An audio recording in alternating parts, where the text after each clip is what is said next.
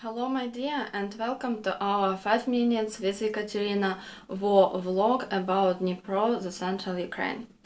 And today I would like to give you an update on what's going on from the perspective of a local person, because many of my friends abroad, they congratulate me and they're saying that the development is so great and that all these military aid bills were passed and Ukraine will receive all the weapons we need, and we are going to win the war soon.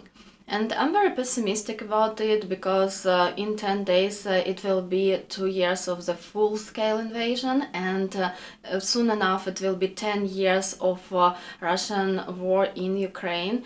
And during these 10 years and even during these 2 years, we've heard so many promises, and not all of them are fulfilled. Moreover, probably you know about the promise of the European Union to help us with shells, with the smaller rockets, and they're not going to be fulfilled because it's physically impossible, and we know about it only now. So this was the promise we had the last year, for example, and now we know that it's not going to happen. That's why I'm pretty pessimistic about what's going on, and I don't really trust the promises until I see the weapons, until, not probably with my own eyes, but until on the news it wouldn't be shown that the weapons are working and the Russians are pushed away from the territories they are occupying now. And right now the situation at the front line is critical.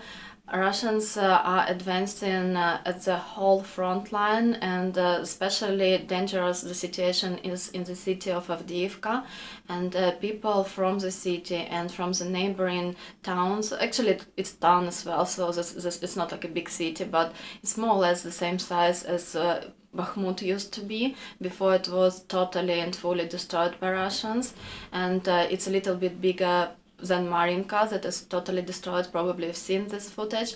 So Avdiivka is now the zone of the frontline fights, and people from there and from neighboring towns are evacuated. But my city, Dnipro itself, doesn't feel it because it's not considered to be safe to evacuate people here, and people are brought farther away to the territory of western Ukraine, and it's not safe there either.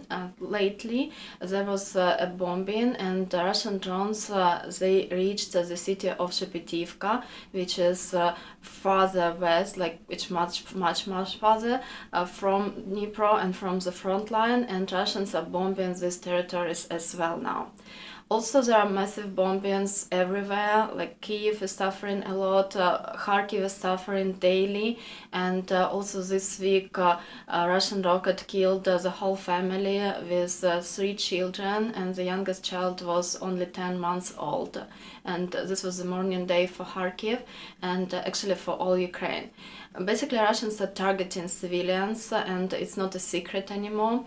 And today, or tonight I would say, they hit the power station in Dnipro itself, and the part of the city, including with my neighborhood, was without the electricity and without water.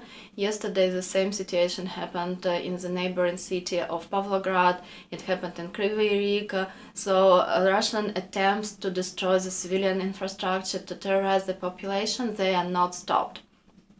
And that gives a very grim perspective on the situation now. And we know that Russians will try to gain something before March, before their fake elections, where they will just re-elect Putin.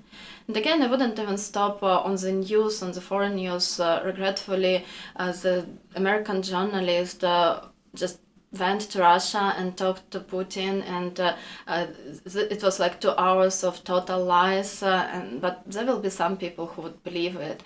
So this informational war is also advancing, and also like giving the dictators such a big platform of speaking, of stating that they want peace, and bombing us at the same time is, I think it's just informational defeat, I would say. It's not the war again, it's just one battle, but I think that was a very serious informational bomb that was just shown in the Western world and to the Western media. Also, you know, and you already read about the changes in the army, and that the old generals who were there for 2 years, they are now replaced by other people, and it might not be bad by itself, because other people are very patriotic, and some of them are experienced, but it was not communicated very well in the Ukrainian society, and everybody feels frustrated. Nobody knows what to expect, what is going to happen, what would be the strategy, and again, now it's heavy battles, and this spring will be pretty difficult and pretty decisive. That's why people in the cities, they feel frustrated. So first of all, it's bombings, and people heard the explosions at night. Then it's like frustration, because you don't know where the military leadership will turn, and then it's just the general situation, general tiredness of war, electricity shortcuts, water shortcuts, not multiple now, they're pretty rare, but still you kind of anticipate what's going on, and like what's going to happen tomorrow, more than you think about what's going on right now in the moment. And it's a very difficult moment. Thank you for all of you who are asking if I'm okay. I have the chance to go in and out of the city, and sometimes in and out of the country, so I do feel that I'm safe physically. Mentally, I'm also pretty much stressed and worried, and I don't know what this spring will bring to Ukraine and to my city particularly, because now it's 150 kilometers to the front line. It used to be 200, and now the front line is moving so fast. And despite you might think, oh, it's 1 centimeter on the map, but for us it's moving fast, it's approaching. And my biggest nightmare is that Russian will come close enough to start shelling us with S-300 and S-400 rockets, because they have unlimited supply of them. So that's basically my state. Again, thank you for your support, thank you for caring, thank you for sharing this information with your friends, supporting Ukraine on social media. Even these conversations are important, because people do watch these interviews of dictators and foreign journalists. People are reading the news, and sometimes they don't know what's going on, and they don't know that despite all this optimistic prognosis and all this optimism in press, the situation is much more difficult, and it's something that has to be communicated.